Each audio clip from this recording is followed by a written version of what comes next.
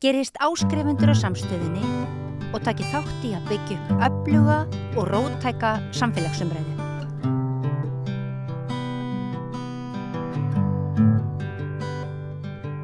Já, það að koma út bók á einu íslenska bóknefni sem heitir Allt ástina. Þetta ekki eftir Pál Óskar eins og við getur haldið. Þetta eftir baráttukonu, fræðikonu, skáld, mikil hugsus í Bandaríkjunum sem að skrifa undir nafninu Bell Hooks, hét reyndar Gloria Jane Watkins og frábært held ég að fá bók eftir hana á íslensku. Við verðum að koma öllu því besta sem hefur hugsað í heiminum yfir á íslensku ef við ætlum að halda henni á lífi. Það Uggi Jónsson sem að þýði bókina, en formála skrifar Brynja Elísabet Halldórsdóttir sem hingað komið, dósent í gagnrýnum menntunarfræðum við Háskóla Íslands. Allt fyrir ástina heitir þetta, bókin. Við erum ekki með hana, hún ekki komin út, hún lítur verið bara leiðinni. Hefurðu haldið á henni? Nei, ekki ennþá. Ég hlakkar rosa til. Herðu, ég ætla að fá þig til þess að segja mig frá þessu. Við ekki að byrja á höfundunum. Hver Bell Hooks?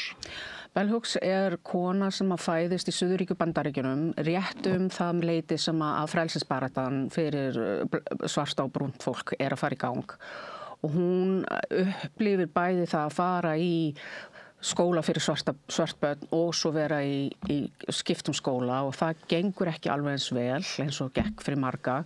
Og svo fer hún í háskóla í Stanford og þar upplifir hún svolítið breytingu á lífinu sínu út frá þessu að verða feministi, að verða búddisti og breyti lífinu sínu og fer að hugsa svolítið tilbaka til fjölskylduna sinnar, til reynslu sinnar. Hún skrifar eiginlega allt sem hún gerir út frá sinni eigin reynslu. Þannig að það margt í öllum bókunum hennar sem að talar það að vera hún og að vera blökkukona í Bandaríkjunum. Í anda þess sem rauðsökurnar sögðu að þið persónulega pólitískt, pólitíska persónulegt. Já, akkurat. Þetta tilheyrir, hún gerir þetta náttúrulega sérstaklega, en þetta tilheyrir líka svolítið þessari kynslóð. Já. Sem að gera þær náttúrulega svo áhugaverðar og mikinn svona sprengikraftur í þeim. Já. En hvað hún? Hún náttúrulega orti, hún skrifaði. Já, hún fræðimaður. Hún var baráttukona, hún eitthvað aktivisti. Hvað kallar maður svona fyrirbrigði? Ég myndi kalla þetta, nú það algjörlega dottið úr mér, svo þetta not professional activist,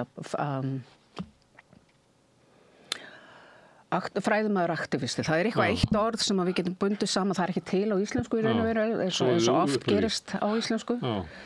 En hún svona, hún á mörkunum, já, hún á mörkunum, var alltaf fræðikona, var alltaf að vinna við háskóla og svoleiðis, en svo var hún alltaf baráttumaður. Ég meina, það var alltaf markmið hjá henni að hvað sem hún skrifaði var aðgengilegt öllum.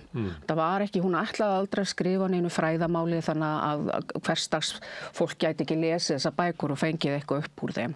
Þannig að það var alveg rosalega mikið hlutverk hennar og það kannski líka það sem að talar þegar tengist í að hún notar lágstafi í nafni sitt. Þannig að maður að skrifa hana, þá alltaf verið að leiðrétta og stækka þetta, en hún gerir þetta viljandi til þess að draga sig út úr því sem hún að skrifa. Þannig að henni fannst rosalega mikilvægt að koma hugmyndunum sínum og fræðina á framfæri og hún fer svolítið víða völl. Hún skrifar mikið svarta feminisma, hún skrifaði alveg heilan helling karlmennsku fyrir svarta karlmenn. Og svo skrifar hún líka 2 eða 3 bækur sem að fjalla kennslu minnihlutahópa og jafnræði í kennslu sem bara alveg ótrúlega. Mér finnst mjög óvenjulegt að það sé ekki til á íslensku. Þessar 2 bækur. Það er mikilvægt. Já. En allt sem hún gerir, hún eiginlega að gera það til þess að breyta heiminum. Já. Hún ennir ekki fram úr fyrir minna. Nei. Þetta skipta máli vegna þess að stundum eins og svona fræðimennskan lokist af og oft gagnrýnt fyrir það að stundum ósikki svona einhverja fílabeinsstundna, en ég ekki alveg beint að minna það vegna þess að þú getur verið að skoða stöðu einhverja svona hópa og greina þá, svo ferðu bara heim í háskólan og snýrður ykkur öðru, en fólki situr eftir í svona þeim vanda sem það Þannig að hún eiginlega vildi vera fræðikona og vera meðal þeirra sem að... Hún var mjög gagnrýnd af fræðasamfélaginu fyrir það að vera ekki að skrifa á fræðilegu máli og vera svona aðgengileg. Þannig að það fannst mér alltaf svo rosalega áhugavert að við eigum sem akademist fólk, við eigum að tengjast umhverfið. Það eitt af stóru hlutverkum okkar í akademíunni að vera aðgengileg. Hún svartur feministi. Já. Hvað merkir það? Það eru 4 svona, hvað heitir það, bárur eða sveiflur af feminisma. Það first... Og þær byrja náttúrulega með hvítan feminisma og það bara hendaði ekki mörgum konum, sérstaklega minnihluta-konum sem voru að berjast við aðra hluti, að reyna að finna daggæslu, reyna að finna góða vinnu, fá vinnu við hæfi og það réttindabarátta þeirra var allt öðruvísi heldur en það sem að hvítar millistéttarkonur voru að berjast fyrir á svipuðum tíma. Þannig að út úr þessu og með þarna The Black Panther Party og tengsl þeirra við Angela Davis og ýmsa aðra að þá sprettur upp þessi umræða sem að verður til þess að konur fara að horfa aðeins öðruvísi á barátuna sína og hún talar rosalega mikið þetta, að ekki útiloka neinn, við viljum ekki útiloka neinn, en það verða allir að vera samstaða. Þannig að þú veist, það er enginn sem á að vera eftir á. Maður þarf að taka tillit til allra og þetta er 1970 með the Combahee Agreement. Þannig að þetta Eitt gæti verið að hvítar millistéttarkonur og þær vilji fá jöfnréttindi við karla inn í þeim heimi og það kannski dugar þeim en svartar konur þær þurfa meira það, þeir þurfa að breyta heiminum til þess að við getum fengið það. En það lítur líka að vera í því að það sem oft spennandi við feminisman á þessum árum svona sjálfsmyndar umbreyting af því að konur sem verða feministar að þær eiginlega þurfa að endurskilgreina sjálfa sig í samfélaginu og endurskilgreina allt sem að þær eru sem að samfélagið hefur kennt þeim. Já. Maður myndi líka halda að það sem að sú ummyndun sem er hjá hvítum millistéttar maður sem að segja með rakirði að segja þetta hvítur millistéttar feminismi. Ég meina þær voru á þeim tíma það breytist alveg. En sú umbreyting sem er svona einkanleg og persónuleg, að hún dugar ekki svörtum og brúnum því að þau þurfa eiginlega meiri afgerandi breytingu til þess að yfirvinna bæði að vera kona og svo tilheyra hópi sem að kannski bara kynslóð áður var lítið á eins og múldýr. Þetta lítur að vera svona meiri svona persónulegri. Þetta það. Umbreyting. Og ég held að bókin sé svolítið svona, þessi bók sé akkurat svona umræða þetta líka að taka ástina út fyrir þann ramma sem við skiljum sem samfélag þar sem ástin maður á að þjást, þetta á að vera erfitt, maður á að gefa frá sér endalaust og allar þessar hugmyndir sem við höfum ástina og hún talar rosalega mikið hvað það er mikilvægt fyrir mann að elska sjálfan sig og skilja sjálfan sig til þess að geta gert þetta, til þess að geta elskað út á við og þar af leiðandi umbreytt heiminum af því að ástin það sem henni finnst það vera tólið sem við getum notað almennilega til þess að umbreyta heiminum. Hún að fjalla ástina og hún tekur svona ýmsar birtingamyndir hennar og hvernig samfélagið hefur skipað ástinni til sætis, eða ekki? Og hvað áhugavert við það hvernig hún gerir þetta? Hún byrjar á því að skoða hverjir hafa skrifað ástina og kemst að því að karlmenn hafa verið að skrifa ástina en konurnar eru elskendur, þannig að það eru að elska fólk og þannig að þær eru að framkvæma meðan að karlmenn eru svona að greina þetta og hún vildi akkurat vegna þess vildi hún breyta umræðunni þannig að hún tekur og skoðar alveg sögulega séð umræðuna ástina og fer svo að kafa þess dýpra í þetta til þess að sjá munin á það við höfum einhvern veginn dottið í þessa þjáningu, þessa pyntingu, að elska einhvers konar pynting til þess að sýna við berum ást til einhvers, þá það bara einhver pynting það og vera sorg í kringum því og allt svoleiðis og hún segir þetta bara ekki rétt hjá okkur, þetta bara rugl, hvað erum við að gera hérna? Við þurfum að hugsa ástina sem eitthvað sem gefandi, sem eitthvað jákvætt. Ef við endalaust erum að hugsa þetta sem eitthvað neikvætt, þá getum við ekki fært okkur fram, getum ekki orðið betri. Þannig hún byrjar á því að tala þetta með þessum hætti og svo fer hún svolítið út í svona socialisma eða social justice þar sem að við verðum öll að vera jafn og það ekki, þú veist, það dugar ekki að elska bara einn lítinn hóp eða elska bara í kringu sig, heldur verður þetta jafnréttisbarátta. Ástin verður fyrir henni jafnréttisbarátta. Að ef við hættum þessu og förum að tala betur saman og þá byrjar hún byrjar að tala út frá því að vera svört kona í þessum geira og svo fer hún að tala út frá því svo hvernig aðri geta komið að, hvernig hvítt fólk geta komið að, hvíta konur, þær verða að vera með það því að við klárum þetta aldrei, þessa baráttu jafnrétti og jafnræði nema við sem öll samtaka og það í kringu það ástin sem að heldur okkur saman og svo fer hún út í að skoða karlmenn og hvernig það fyrir karlmenn líka að þetta ekki bara pynting fyrir konur, heldur líka þessi afgerandi karlmennska sem í boði, að maður þarf að vera sterkur, maður má ekki gera ýmislegt og það bæði það bara fyrir alla, fyrir hvíta og fyrir svarta. En hún byrjar hún að tala út frá svörtu fólki og hópnum að því að það hennar hópur sem hún tilheyrir og hún vill til þess að byrja með það markmiði hennar að ná til þeirra og breyta svolítið hægt og rólega það sem að gerast í kringu þau og brjóta niður þessa múra sem að við höfum og þessar hugmyndir sem við höfum bæðum sjálf okkar og svo að samfélagið ýtir á okkur. Þannig að hún byrjar að tala líka þessa karlmennsku og ástin í samkvæmt því sem að svartir karlmenn eru líka að upplifa að vera sterkir og svoleiðis að það sé rosalega mikilvægt að ná þeim með til þess að geta gert þessa breytingar. Þannig að hún fer alveg djúpt í þetta bæði að horfa og hún ekki bara alltaf að tala til kvenna, hún alltaf að tala til allra. En ástin sem hún að fjalla þetta eitthvað skilt ástarkraftinu sem að Berglind Rós og Anna Guðrún Jónasdóttir í Svíþjóð það verið að fjalla Ég hef lengi verið að hugsa það því að ég hef unnið með Berglind Rós og við höfum oft talað þetta og ég velti fyrir mig hvort að þetta sé ekki á svipuðum tíma sem að þær eru báðar að skrifa að því að hún gerir þessi bóki skrifu svona cirka 1991 eða eitthvað svoleiðis. Þannig að þú veist ég veit ekki hvort að þær voru í samtali en það eitthvað að gerast í heiminum sem gerir það að verkum að þær sé á svona svipuðum stað með ástarkraftin. En hún að tala þetta þannig að það ekki bara að tala skyldu sín og ég hef ekki lesið eins mikið og ætti að vera búin að lesa ástarkraftin. En hún að tala þetta út frá því að frelsa alla, að frelsa þetta frelsisbarátta fyrir hana. En ástin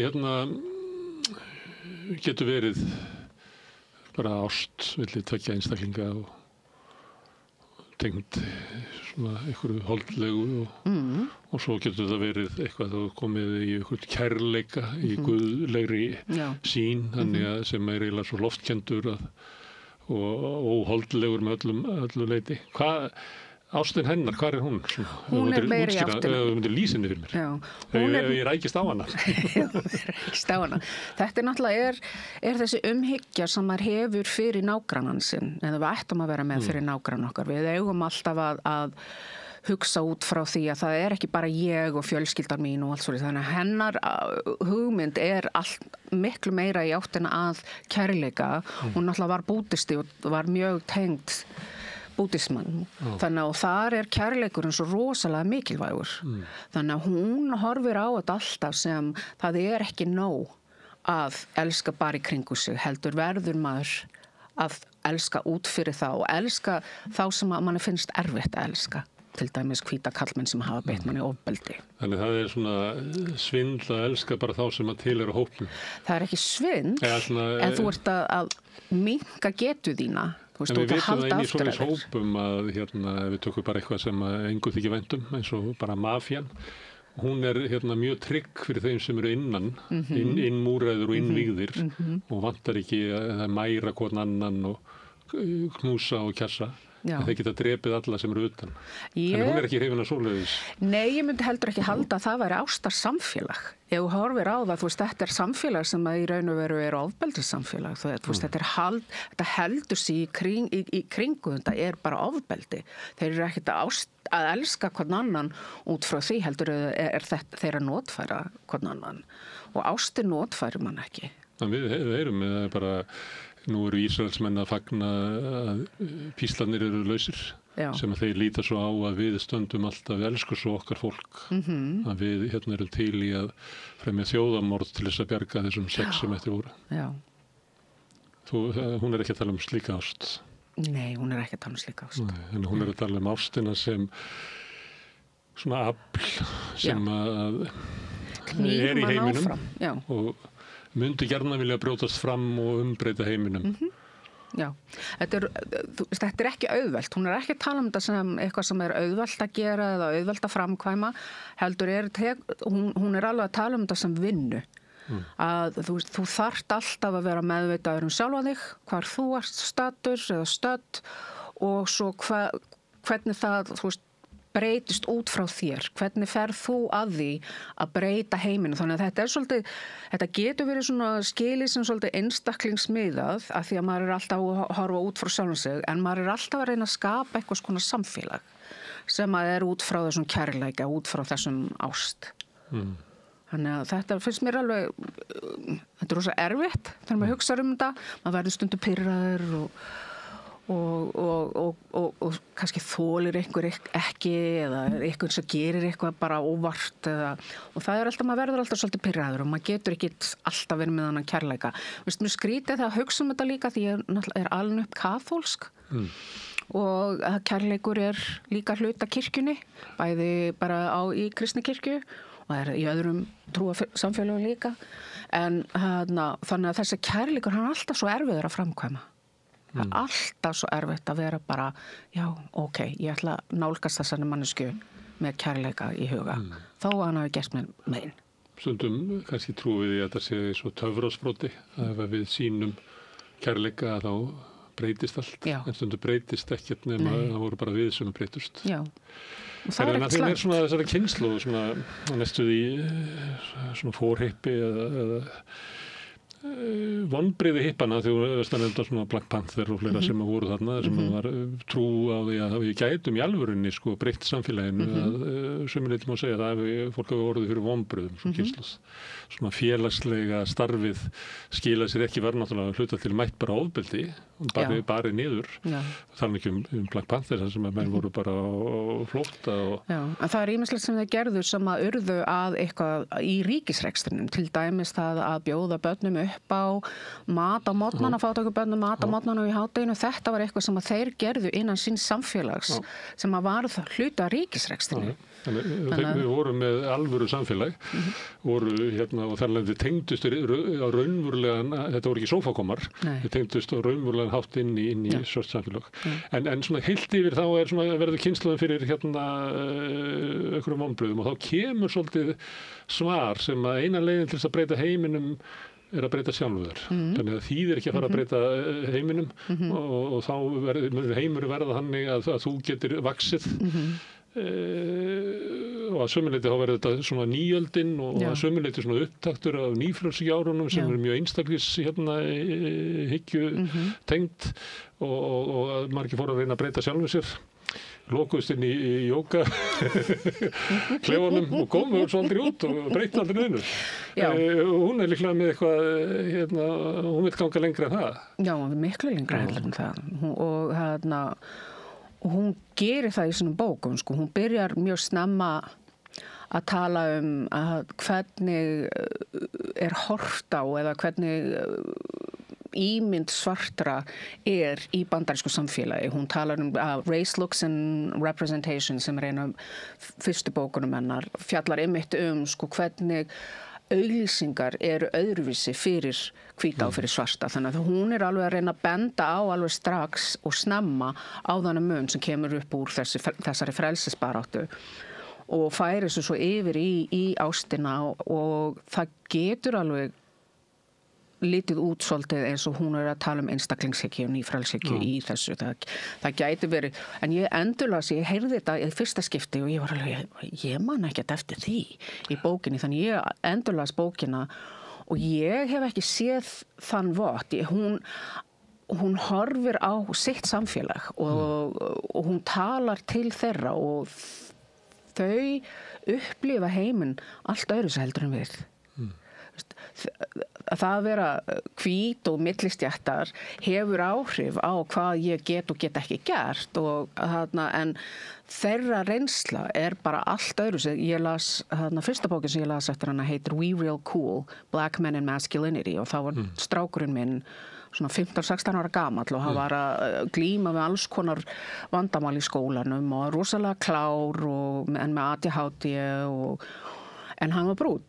Og ég skildi aldrei af hverju það var alltaf hann var alltaf að lenda í vandræðum. Hann var ekkert að gera neitt annað heldur en aðrir strákar voru að gera. Samfélagið ögraði honum linnulaust. Já, og það er bara þessi hugmyndafræði, svona brúnt og svart fólk, það hegðar sér svona með þessum hætti og það búið að skrifa þetta í læknisfræðisbókum, þau finna minni sársauka, það alls konar búin að finna út og þetta svo gegnumgangandi í öllum samfélagum, það alveg ótrúlegt. En það ég lesa þessa bók og allt í einu ég að lesa reynslu sonar minns. Hún að lýsa hvernig skólar niðast á ungum strákum til þess og gerir það verkum að þeir bara halda aldrei áfram að mennta sig vegna þess að þeir eru bara útilokaði frá þessu. Þannig hún alveg alltaf að tala út frá sínu samfélagi og maður verður svolítið að setja sig inn í það stundum. Af því að þetta allt öðruvísi heldur en það sem ég upplifði sem krakki á Íslandi. Já. En kannski eru við komið nær, við getum fundið hérna unga drengi sem upplifið á Íslandi. Það sem að svona inngróin ótti okkar við svartamannin mótar viðbröð okkar við þeim og raunverulega að búa til úr þeim það sem að við óttumst sem hinn ókveikjandi svarti maður. Strákur minn var hérna í nokkur ár, hann vann hérna sem fullorðinn maður og hann var alltaf að tala það, þú veist, hann labbaði fyrir horn og það var bara ungt fólk sem var bara, þú veist svartur, ég var hrædd. Þú veist, og hann upplifði rosalega mikið af þessu og hann var ekkert að gera neitt, hann var bara farin niður í bæ að djamma með öllum.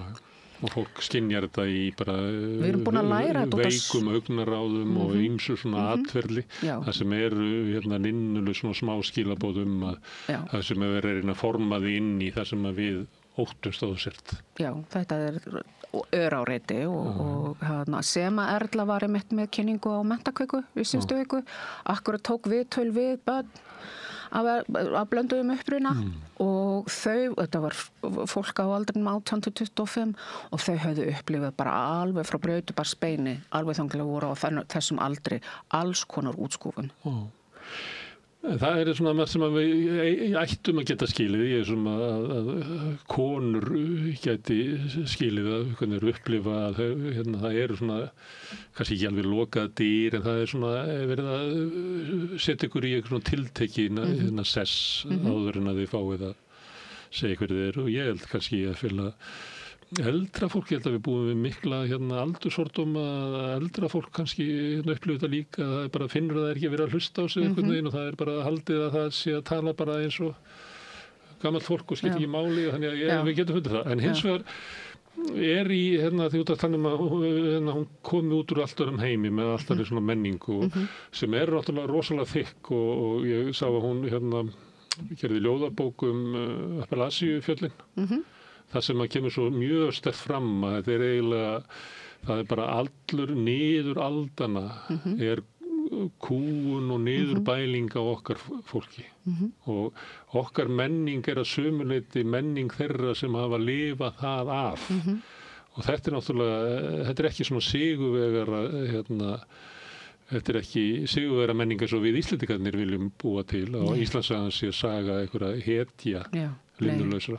Þannig að það alveg svona rosalega meir en blúsaður. Það eiginlega svona ég hugsa alltaf hefur þið lesið Fanon, Frans Fanon hann var frá Guadeloupe en var í Afríku og skrifaði heilmikið um kolonialisma og hann einmitt talar sko til dæmis að ljóðskáld sem eru að berjast og kljást við svona kúgun þá að tala um þetta sem combat poetry og ég hef alltaf ég mikið gaman að rapp og hlusta rosalega mikið á rapp og það oft sé ég sérstaklega þetta eldra sem á þessum tíma 1991 og allt svona áður en peningarnir tóku alveg yfir rappið að það þessi combat poetry og það að koma aftur líka maður sér það í Kendrick Lamar til dæmis sem núna mikið að rappa og bara áhrifamikill rappari núna.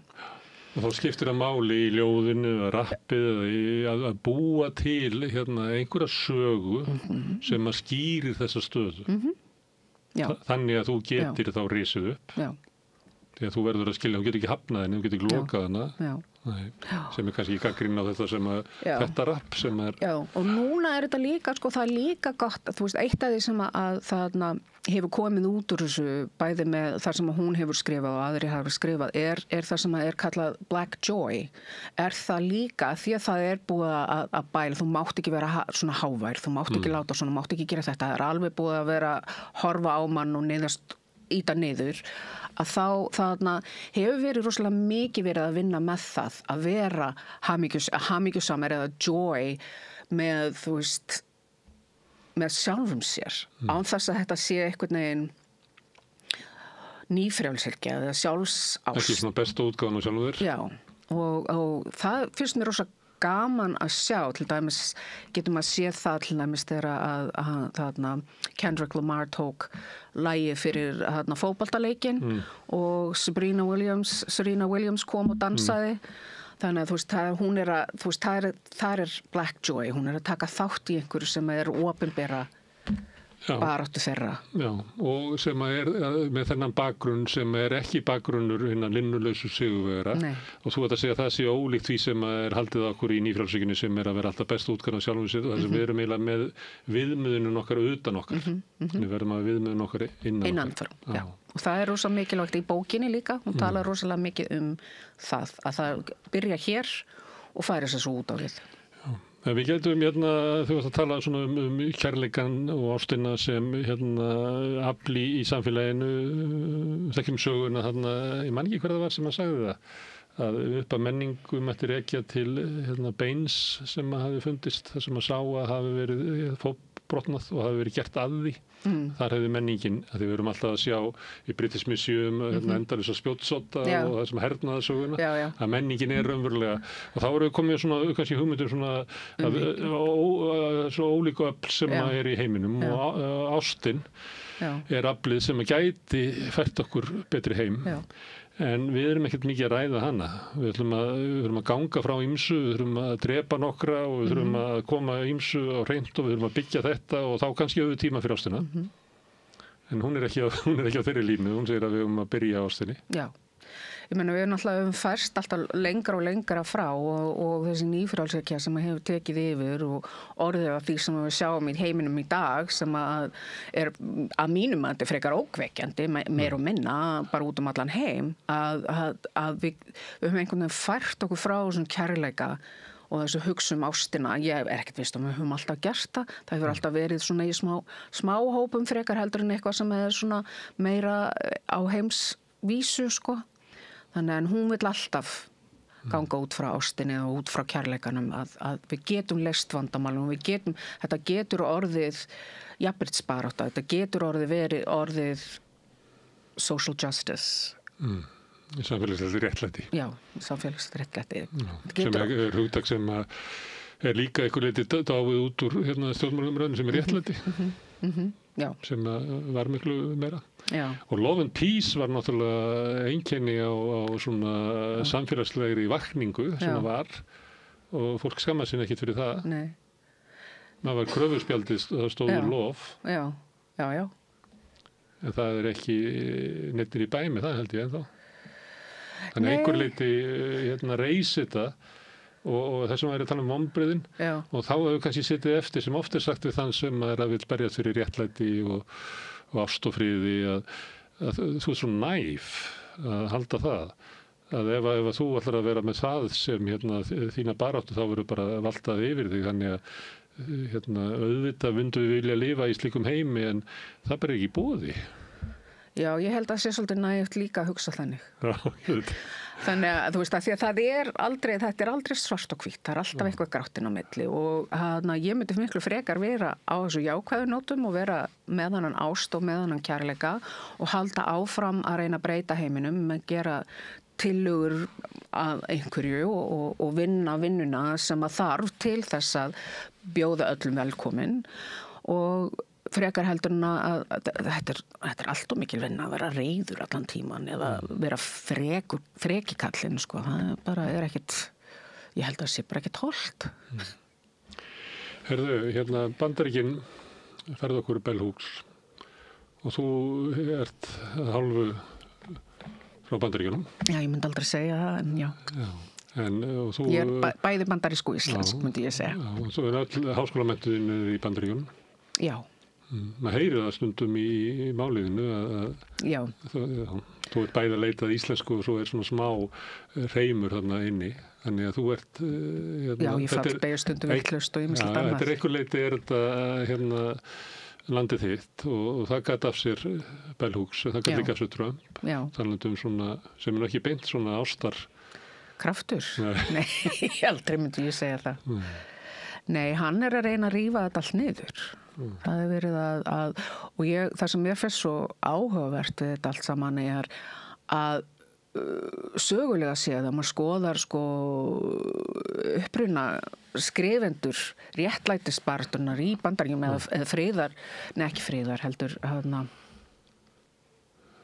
The Revolution frelsisbaratuna að fólki fannst þetta alltaf svo rosalega sterkt að það var ekkert hægt að brjóta þetta en hann hefur gert það á minna en 12 mánuðum brotið bara eitthvað sem að allir heldur að væri bara hreinlega ekkert hægt að brjóta.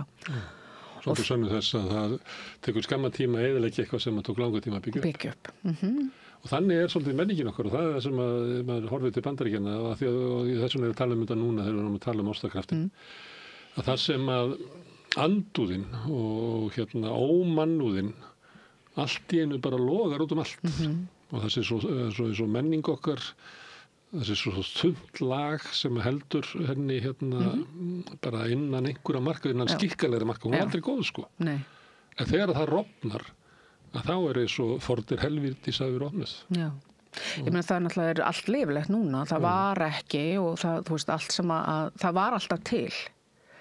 En það var alltaf svo undir föröld sko. Það mátti ekki tala um þetta og ýmislegt annað. Leið og einhverja svo hann kemur og bara, mér er alveg sama, ég segi bara það sem ég langar að segja, að þá rofnar þessi sáttmáli að við eigum ekki að tala um þetta og svo er líka vandamálið að við eigum ekki að tala um þetta en málið er að það lagast aldrei, við breytum aldrei neinu ef við ræðum það ekki.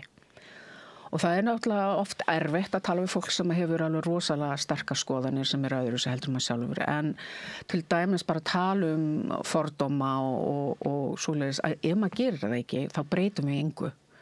Þú veist, þegar krakkar í skólanum að verða fyrir fordómum þá þú veist, er ekki nóg að segja já, hann meinti þetta ekki þannig eða þetta hristi þetta bara af þér því að þetta er síendurtekið og við verðum að hugsa svolítið sko, hvernig getum við bætt þetta og eina leiðin til þess að gera þetta er að þora að tala þó að það sé erfitt, þó maður gerir vitlaust leið og maður segir eitthvað rangt eða vitlaust eða einhver leiðir eftir manni þá segir maður bara takk fyrir og breytir því sem maður er búin að gera það er ekkit þetta er flókið en samt alveg svakalega einfalt sem maður þarf að gera ef þú ætlar að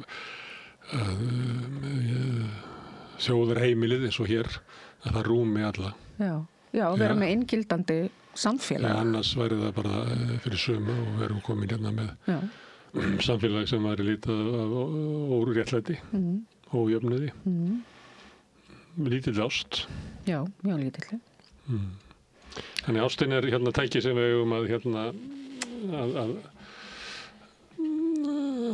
hafa efst í skúffunni.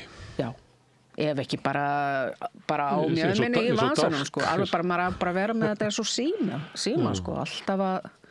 Alltaf að hugsa út í þetta. Við höfum stundum talað um það hérna og meiri segja þá ekki bara að tala um svona kærleiks, svona stóru ást. Þetta eru við líka oft að tala um það, við höfum bara að tala meira um ástina í svona tengslu við umræðu um samfélagsmál. Já. Og það sé eitthvað skekkja að það sé ekki gert eða gert í einhverjum svona sér afmörkuðum básum. Herðu, kæra þakki fyrir að koma hingað og segja okkur frá merkri bók. Aðeins kannski varðandi þetta lærdómsritin. Lærdómsritin hennar. Þetta kemur út í þeim. Já. Lærdómsritunum. Já. Sem að stórkostlegur bókaflokkur og einhvern tímann var líklega hugmyndin svo að við þyrftum að við verum að flytja þetta allt yfir á íslensku. Já. Og við getum ekki haldið íslenskri menningu nema við náum að flytja inn það sem hefur mest og best og máttugast verið hugsað í heiminum og menn fóru þarna og þýddu gömlu kallana alla þarna og svo náttúrulega sáum menn einhvers staðar að það kannski ekki að við myndum aldrei við náum aldrei í skottið á okkur ef við gerum það. Þannig að menn fóru að skjóta inn svona yngri bókum og þetta líklega með þeim yngri sem hefur dottið inn. Það sem bók sem bara valla fertug. Bara 34 ára gömul sem kemur hann inn og það ein leiðin til þess að fylla inn í menninguna því inn í þessari bók náttúrulega öll gömul hugsun líka. Þannig að þú þarft ekki endilega að byrja á Plató og fikra það áfram. Nei, alls ekki og hún gerir alveg bara skýra grein fyrir því í byrjun, sko.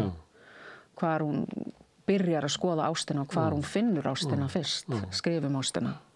Varstu glöð þegar það var haft sambandið að... Já, alveg rosalega. Ég notaði þessa bók, ég notaði mikið af hennar skrifum í doktorsverkefninu mínu, sko, þannig að þetta rosa, og ég hef alltaf hugsað, okkur ekki til meira eftir hana á íslensku. Og þá spyr ég að þessu, okkur ekki til meira eftir hana á íslensku? Ég held að það sé bara, við erum ekki mörg sem að hafa lesið hana, það aðeins stækkandi hópi núna. En þú veist þessar bækur sem að fjalla kennslu til dæmis og kennslu á að vinna með minnihlutahópa í námi, þær hafa bara ekkert verið þýddar vegna þess að það bara hefur enginn lesið þær. Það hefur ekki verið talin ástæða til þess fyrir ekki svo löngu síðan. Það var ekki til ástæða. Nei. Það nú eitt af því sem gaman að vera í Íslandi. Við höfum eftir að uppgöta svo margt. Já.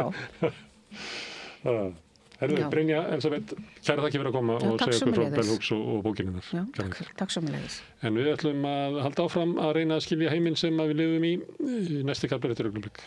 Alþýðufélagið er frábær hugmynd. Félagsgjöld í Alþýðufélagið eru krónur 2.750 á mánuði og renna óskipt til dagskrár og útsendinga samstöðvarinnar. Samstöðin.is Frjáls fjölmiðlun á í vök að verjast, allstaðar, ekki bara á Íslandi. Peningavaldið og sterku hagsmunaöflin eiga greiðan aðgang að stjórnvaldi og fjölmiðlum og eiga jafnvel sína eigin fjölmiðla. Þess vegna er samstöðin svo mikilvæg. Hér er pláss fyrir allar raddir, málin eru krufin til mergjar og samtölin eru stór og innihaldsrík. Samstöðin er mikilvægt lýðræðistæki. Ég heiti Kristín Helga Gunnarsdóttir og ég styð samstöðina.